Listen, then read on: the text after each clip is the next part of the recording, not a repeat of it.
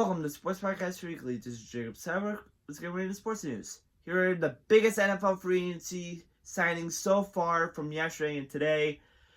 I'm gonna basically name off a good amount of them because, I don't want this to be a long video. So, big news from yesterday. The Max Crosby deal has not fallen through, as that means Raiders will have Max Crosby back, and they have to send the 2 first-round picks back to Baltimore. And on a related note, the Bengals' former defensive player, Trey Hendrickson, has now joined the Ravens, as he will be with the division rivals. And that means he'll sack his former teammate, Joe Burrow.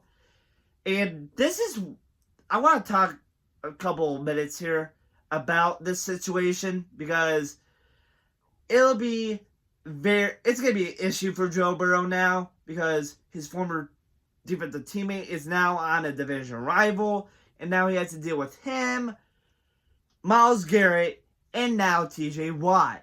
And with those three combined, they're going to have a lot of sacks on him, because the Bengals O-line ain't going to do nothing, because the Bengals are not doing nothing to actually save their quarterback's life from getting, manhandled by these three big buff guys that are just going to go bam, bam on Joe Burrow every freaking week.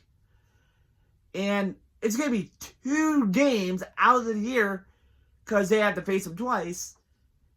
And this is going to be a mayhem season for Joe Burrow if the Bengals do nothing to help him on the offensive line situation that the Bengals still have, by the way.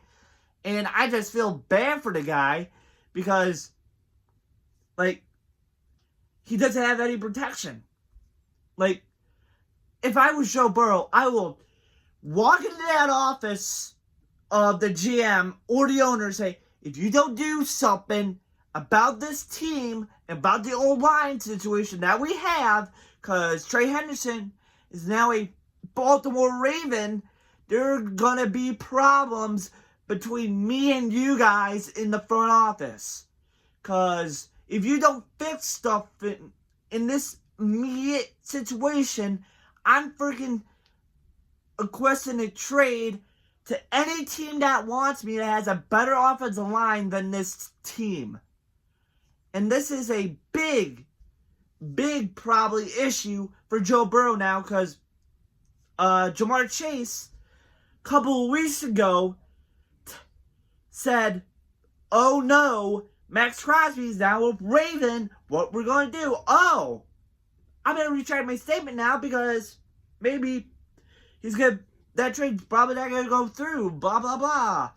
And it didn't. And now Max Crosby is now a Raider again, and the 2 first-round picks are back in Baltimore's hands. And now Trey Hendrickson is now a Raven, and probably the whole offense is going to throw a fit, because no offensive line is worse than Cincinnati. The Browns had a better offensive line than the Bengals. The Browns had a better offensive line than the Bengals. I said it. They're saying, oh, the Browns' offensive line's so much worse than the Bengals. No, they're not.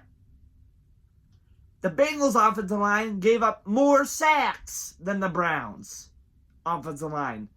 That's how everything's insane now. Because the ownership is a cheap organization, as I'm talking about the Bengals. And the GM is an incompetent dumbass that doesn't know what to do.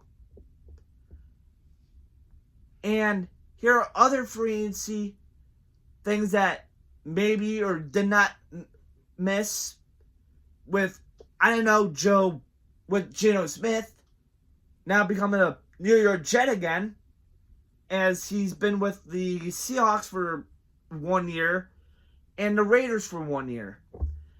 And this is a big, probably misstep by the Jets, as they're trying to find their franchise quarterback, and I don't know Geno Smith's the answer, because Geno Smith is a decent quarterback. He's a backup material quarterback, not a starter. And Romeo Doubs is now a New England Patriot. The former Packers receiver is going to join Drake May in that actually not that bad of a receiver line of good receivers on the Patriots. And I'm glad for Romeo Doubs because Drake May can throw the ball really well. And like Jordan Love threw the ball really well, but I believe Drake May is a better option for him to say, hey, I'm going to throw it to you probably more than the other receivers because you had a lot of receiving yards than the other Packers receivers last year. And now you're going to probably have more receptions as the Patriots receiver now.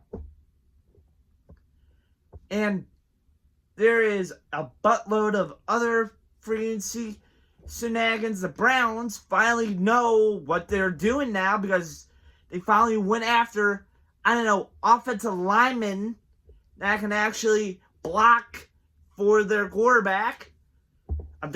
I'm throwing shade with Cincinnati, but this is a big break for the Browns as they traded for an offensive lineman and signed 2 offensive linemen in free agency, and they got a defensive lineman, former New York Jet, Quincy Williams.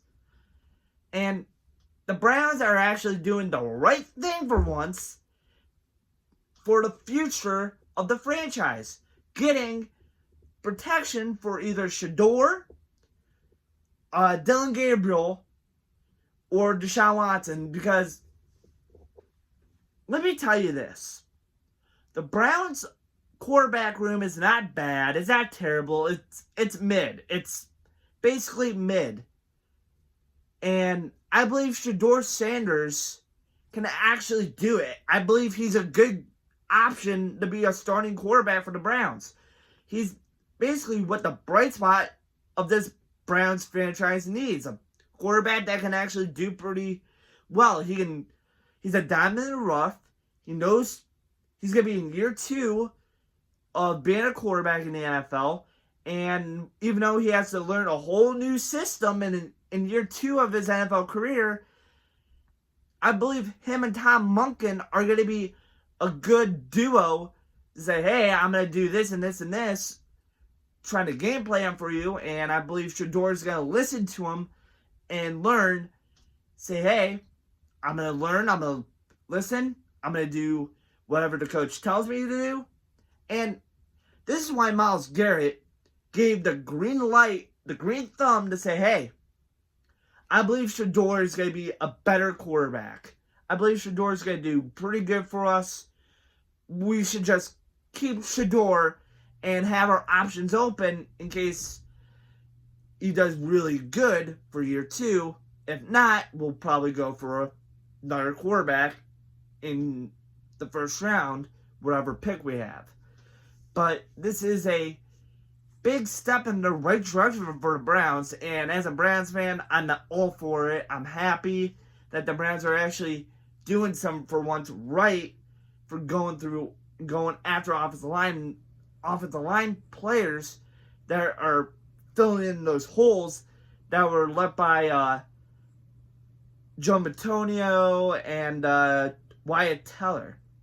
And there's other options at the plate for the Browns, as they might have a bigger plate to fill with rookies that are going to probably come in. And the Browns still need a right tackle or a left tackle or whatever, and they still need receivers. And I believe in that draft, they're going to go for a really badass receiver that can catch every ball that's thrown to him. And I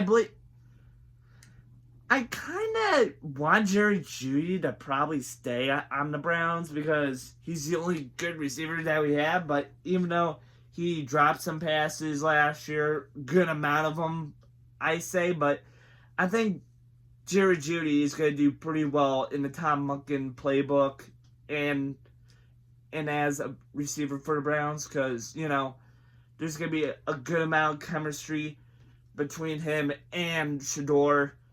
And I believe the Browns are going after really good receivers in this draft and trying to figure out, okay, who's going to be a good fit in this offense, who's going to be a good receiver, the fit in this scheme, and whatever offensive lineman that's left in the first round, in the late round of the first round, will be a better suited fit for the Browns to coach up in his career, to be a big diamond rough for us, to play freaking mean and basically say, I'm going to guard Shador for my life.